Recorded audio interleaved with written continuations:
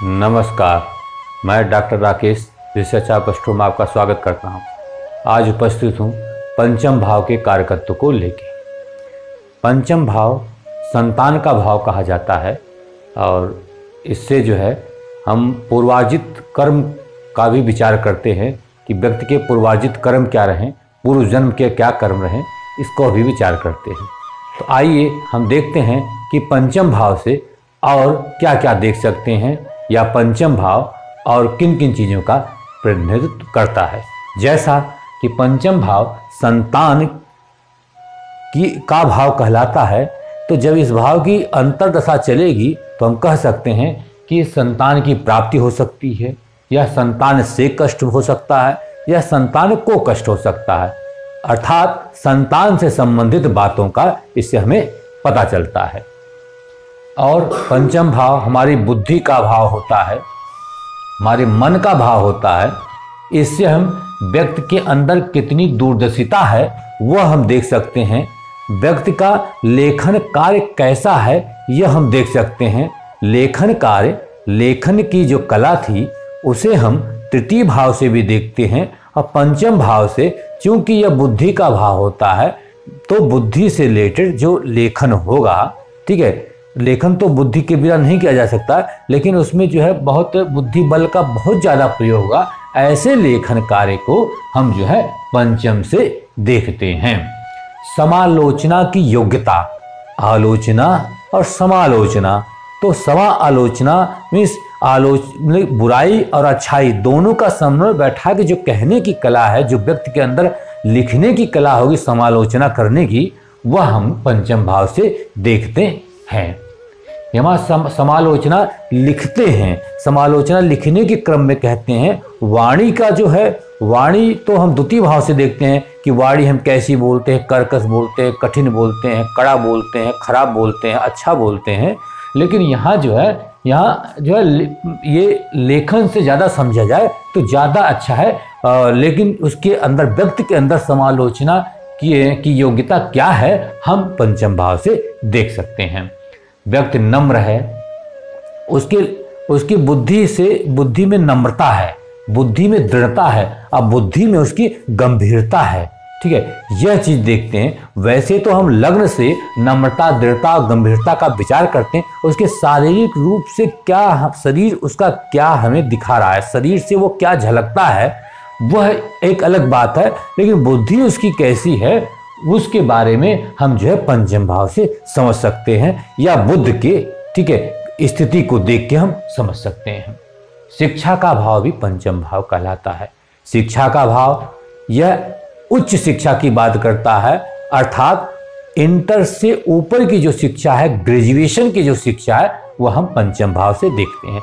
द्वितीय भाव से संस्कार की शिक्षा, चतुर्थ भाव से माध्यमिक शिक्षा, इंटर तक की शिक्षा, पंचम भाव से ग्रेजुएशन तक की शिक्षा, और नवम भाव से मास्टर डिग्रीज, ठीक है, अपने पैसे से जो डिग्री की जाती है वह भी, और मास्टर डिग्री, ठीक है, आध्यात्मिक, ठीक है, जो ज्ञान है, आध्यात्मिक जो शिक्षा है वह, या गुप्त शिक्षा जो है वह अष्टम से देखा जाता है। रिसर्च, अनुसंधान, वह अष्टम से देखा जाता है। अब यह हमारे प्रेम का भी भाव कहलाता है, मनोरंजन का भी भाव है। किसी व्यक्ति की, किसी स्त्री की जो सगाई होती है उसका भाव भी कहता है, और किसी खुशखबरी की बात भी हम पंचम भाव से देखते हैं। सगाई अर्थात कि जब इसकी दशा अंतदशा चलेगी तो हम कह सकते हैं कि व्यक्ति को किसी से प्रेम हो सकता है। पंचम भाव की अंतदशा चले, चंद्रमा अच्छे पोजीशन में हो, अच्छी स्थिति में हो, शुक्र अच्छा हो, हम कह सकते हैं कि व्यक्ति जो है प्रेम, किसी से प्रेम हो सकता है व्यक्ति का अगर समय है शादी का तो उसकी कह सकते हैं सगाई हो सकती है। और व्यक्ति बहुत मनोरंजित रहता है, बहुत खुश रहता है, बहुत प्रसन्न रहता है। स्त्री मूलक वैभव को हम पंचम से देखते हैं। इष्ट कार्य, बड़े कार्य, सिद्ध कार्य जो होते हैं हम पंचम से देखते हैं। बड़े व्यापार की बात भी हम पंचम से करते हैं। जब कोई बड़ा व्यापार करते हैं तो हम पंचम को जरूर देखते हैं। छत्र, राज्य, क्या उसका साम्राज्य है, छत्र, उत्तम कार्य से सज्जन लोगों से प्रशंसा। जब इसकी अंतदशा चलेगी पंचम की, अब पंचमेश सही है, पंचम सही है, उसका कारक सही है, तो जो कोई हम कार्य करेंगे, कोई उत्तम अच्छा कार्य करेंगे तो लोगों द्वारा हमें प्रशंसा मिलेगी, जिससे हमारी प्रसिद्धि मान सम्मान की वृद्धि भी होती है। पूर्वार्जित कर्म पहले बता चुके हैं, ठीक है। पूर्वार्जित कर्म, पिता के पुण्य को हम कहाँ से देखते हैं, हम पंचम भाव से देखते हैं, और दादा का भाव भी पंचम भाव कहलाता है। यह नवम से नवम है, पिता से नवम है, पिता के पिता यानी दादा के भाव को हम कहते हैं पंचम भाव। इस भाव से हम देख सकते हैं कि व्यक्ति को मंत्री पद मिलेगा नहीं। मान लीजिए व्यक्ति जो है राजनीति में मंत्री पद, उच्च पद, अच्छा पद, ठीक है, जहां सलाह देने के कार्य हो, ऐसे मंत्री पद या जो परंपरा से लोग मंत्री बनते हैं उसको जो है हम पंचम भाव से देखते हैं। क्योंकि मंत्री बनेंगे तो प्रसिद्धि होगी, प्रसिद्धि आएगी, अर्थात मंत्री परंपरा से मंत्री का काम क्या होता है, मंत्री का काम एक विभाग के सारे कार्य को करता है, वह सलाह भी देता है, ठीक है। तो मंत्री के सारे कार्य जो है उस भाव से हम देखते हैं।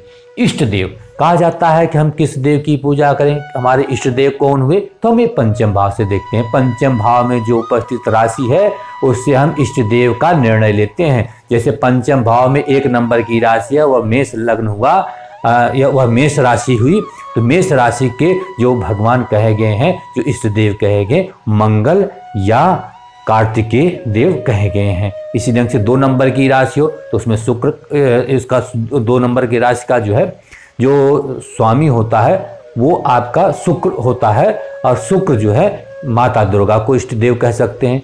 3 नंबर की राशि हो तो जो है मिथुन राशि, इसके जो है देवता हैं, जो है जिसके जो है स्वामी हैं वह आपके जो है मतलब कि बुध देव हैं। बुध देव से हम कह सकते हैं कि गणेश जी की पूजा करें, गणेश जी हमारे इष्ट देव हुए। 4 नंबर चंद्रमा, चंद्रवंशी कृष्ण को कह सकते हैं, ठीक है, को हम इष्ट देव कह सकते हैं। 5 नंबर सूर्यवंशी रामचंद्र जी को हम इष्ट देव कह सकते हैं, क्योंकि 5 नंबर से हम जो है सूर्य को देखते हैं कि सिंह राशि का जो स्वामी होता है सूर्य होता है। इस ढंग 6 से फिर से बुध, 7 से फिर से शुक्र, 8 से फिर से मंगल, ठीक है, और 9 से गुरु।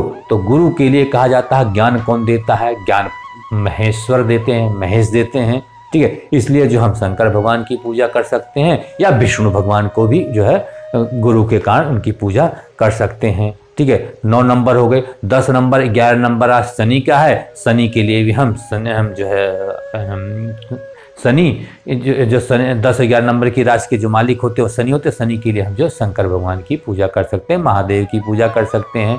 12 नंबर फिर बृहस्पति हुआ, विष्णु भगवान की, या जो है ठीक है ये भगवान शंकर की पूजा हम आराधना कर सकते हैं। ऐसा इष्ट देव कहते हैं। इष्ट देव की और भी लोग जो है देवताओं को की कह सकते हैं, ठीक है। लेकिन पंचम भाव जो इष्ट देव देखने का तरीका वो ऐसे ही होता है।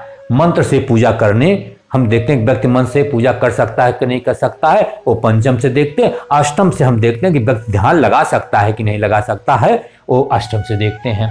वार्ता, हम कोई वार्ता करने में मतलब कि सफल होते हैं, हमारी वार्ताएं बहुत सफल होती हैं। कई बार हम वार्ता करते हैं, जब पंचम की अंतर्दशा चलेगी तो हम कई बार जो है वार्ताओं का दौर होता है, हम वार्ता करते हैं, वार्ता में सफल होते हैं अगर पंचम हमारा अच्छा है तो। पांडित्य को भी हम पंचम से देखते हैं। धन कमाने का जो ढंग होता है उसे भी हम पंचम से देखते हैं।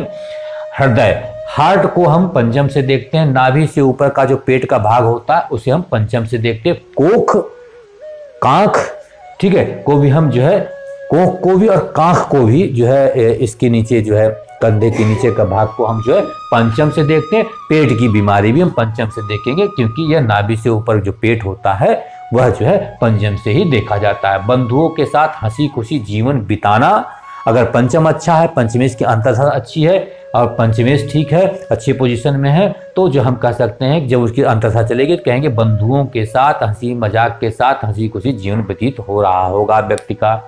स्वादिष्ट भोजन व्यक्ति कर रहा होगा या करा रहा होगा, ऐसा हम कह सकते हैं। बुद्धि में भ्रम, चूंकि ये बुद्धि भाव इसे देखते हैं, बुद्धि को देखते हैं, तो बुद्धि में भ्रम भी हो सकता है, बुद्धि में ठीक है ज्ञान भी हो सकता है। और व्यक्ति जो है ठगा जाना, व्यक्ति इसकी दशा में अगर ये पंचमेश पंचम पीड़ित है, कारक पीड़ित है, तो व्यक्ति ठगा जा सकता है, वो निरर्थक इधर उधर भ्रमण कर सकता है और शक्ति का उसके अपव्यय होता है और बॉस से उसके नाराज होते हैं। ऐसा हम कह सकते हैं पंचम की अंतर्दशा में, जब पंचमेश व पंचम पीड़ित हों तो ये बहुत सारे जो है आपके हम सामने मैंने रखा कि ये हमारे कारकत्व हैं, पंचम भाव से संबंधित कारकत्व हैं। इन कारकत्वों को से अगर हमें जो है कंठस्थ है, ये कारकत्व हमें पता है, तो हम जब इसकी आंतरता दशा चलती है तो हम ये कह सकते हैं कि व्यक्ति के जीवन में ऐसी घटनाएं घटित हो रही। इसलिए इसका बहुत बड़ा महत्व है। कारकत्वों को आप बहुत ध्यान से सुने, बहुत ध्यान से कंठस्थ करिए और अभ्यास करके इसकी जो है पुनरावृत्ति करके, अभ्यास करके इसको आत्मसात करिए। ठीक है, आज के एपिसोड में बस इतना ही। नेक्स्ट एपिसोड में हम 6वें भाव के कारकत्व को लेकर फिर से उपस्थित होंगे। उसमें भी बहुत सारी कारकत्वों की हम अच्छे चर्चा करेंगे, जिससे आपको बहुत लाभ मिलेगा।